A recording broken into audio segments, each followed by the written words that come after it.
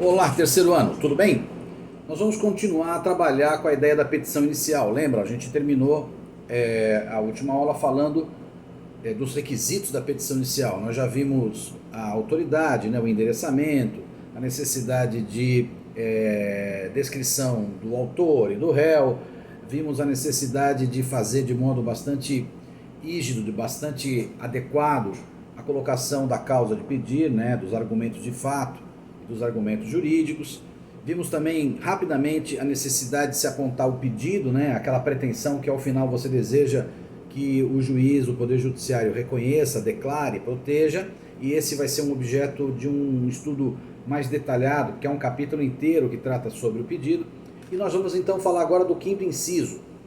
A petição inicial deve conter o valor da causa. Vejam, toda vez que alguém ingressa com uma ação judicial, qualquer que seja a ação judicial, ao final da petição é necessário dar a esta pretensão, a esta petição inicial, a ação, um valor. A gente chama isso de valor da causa. O valor da causa tem algumas intenções, algumas situações que são geradas a partir do valor da causa, muitas delas formais. A primeira, por exemplo, é que o pagamento das custas se dá, custas judiciais, aquelas despesas que você tem que pagar quando ajuiza uma ação. As despesas, essas custas, são calculadas em razão do valor da causa, portanto é um percentual definido a partir do valor da causa.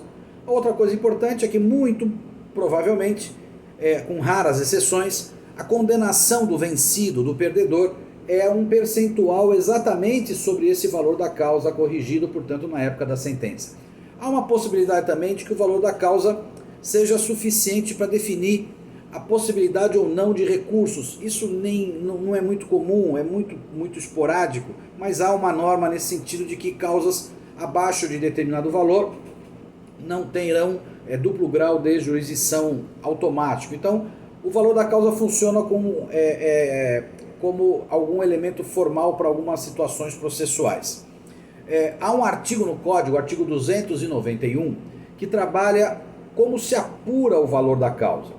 Porque a obrigação é que a petição inicial conste dela o valor da causa. Mas nós, autores, não podemos dar à causa qualquer valor. O artigo 291 equaciona como se dar valor à causa. Por exemplo, quando eu peço uma indenização, é o valor da indenização. Quando eu discuto um contrato, é o valor do contrato. Quando eu peço uma restituição de dinheiro, é o valor do dinheiro. E há valores de causa muito específicos. Por exemplo, na ação de locação, há uma regra que diz que quando as ações envolvem contrato de locação, é vezes 12. O valor da causa é 12 vezes o valor do aluguel. Portanto, há uma série de regras que vocês lerão como tarefa de casa nesse artigo 291. Por exemplo, quando há pedidos cumulativos, né, você pede duas coisas, dano moral e dano material, é a somatória dos dois. Então, há algumas situações. Nós vamos ver mais adiante que esse valor da causa dado pelo autor, ele já pode ser de cara discutido pelo próprio juiz. O juiz pode determinar que seja emendada a petição para dar o valor correto, ou seja, o juiz pode, diante de um valor equivocadamente dado pelo autor, determinar que o autor corrija e dê o valor correto. Se o juiz não fizer, nós veremos em seguida, daqui a algumas aulas, que há uma coisa chamada impugnação ao valor da causa, que é um capítulo da contestação que o réu pode alegar que há uma irregularidade na menção de valor dado pelo autor. E, portanto, isso vai gerar uma decisão que definirá se o valor está certo ou se o valor está errado, determinando, portanto, a correção do valor e, eventualmente, até o pagamento das custas suplementares. O inciso 6º fala das provas. A petição inicial deve conter o requerimento das provas que o autor pretende produzir para demonstrar a verdade dos fatos que alega. Aqui a gente tem que fazer uma observação de plano. É evidente que as provas documentais que já estejam em poder do autor serão juntadas em anexo à petição inicial. Portanto, eu não preciso nem requerer, porque eu próprio já vou apresentar. Há, entretanto, uma série de fatos cuja veracidade devem ser aferidos numa fase própria do processo, chamado fase instrutória ou fase de provas. Por exemplo, se eu tenho uma testemunha, eu não posso juntar a testemunha na inicial. Se eu tenho uma perícia a ser feita, eu não posso juntar um laudo privado, há de ser um perito designado pelo juízo. O que se entende hoje nesse inciso é que no início da ação, portanto, logo na petição inicial, o autor não necessariamente terá que dizer quais são as provas em espécie. Sabe por quê? Porque quando o autor faz a inicial, ele não sabe ainda quais são os fatos que o réu vai impugnar. De modo que, sem saber os fatos que o réu irá impugnar por serem pretensamente mentirosos, ele não sabe ainda direito quais são os fatos que ele ainda terá que provar na fase de provas. Por quê? Porque os fatos que o réu não contestar, não impugnar, eles são tidos como verdadeiros e, em regra, não precisam ser mais provados. Então, em função disso, a doutrina e a jurisprudência já há décadas entendem que nesse momento da inicial bastará ao autor fazer um pedido genérico de provas, deixando a especificação lá para a fase de saneamento.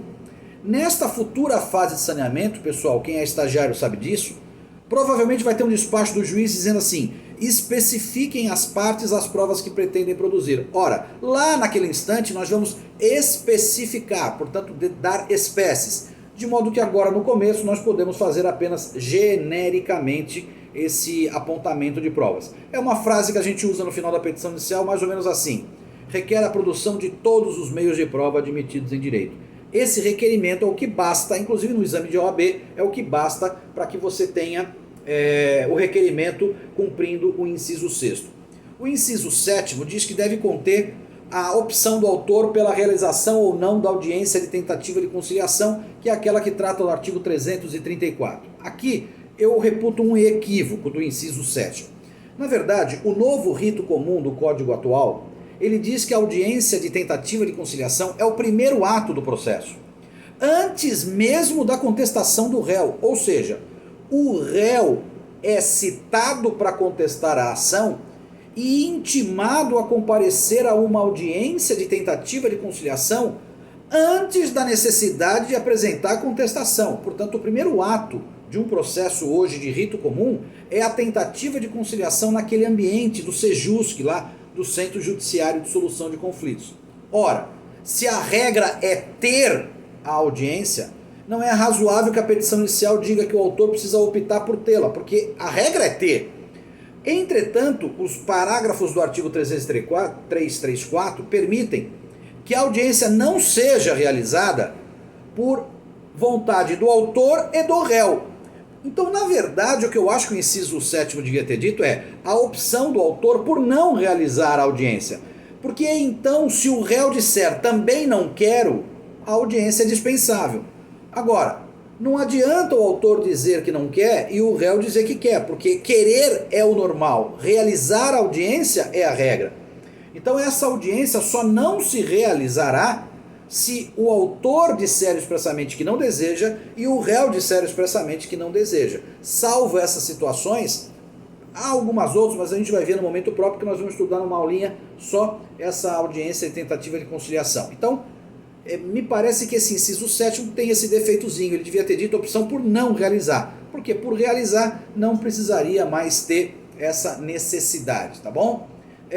Então, gente, a petição inicial deve cumprir esses requisitos sob pena de ser indeferida, sob pena do processo judicial ser extinto sem julgamento do mérito. Apenas para finalizar esse capítulo, o artigo 320, em seguida, trata dos documentos que a petição inicial deve estar acompanhada deles. Portanto, o artigo 320 apresenta a necessidade de que, junto à petição inicial, o autor apresente os documentos indispensáveis, que são aqueles documentos indispensáveis para a prova, por exemplo, da representação, da capacidade postulatória, procuração, contrato social da empresa e assim por diante, e documentos que provam fatos.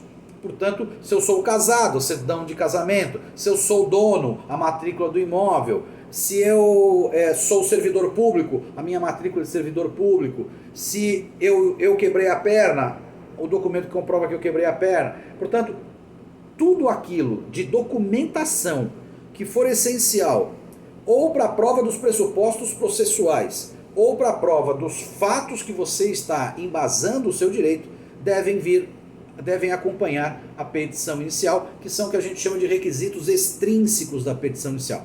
Tá bom, gente? Um abraço para vocês.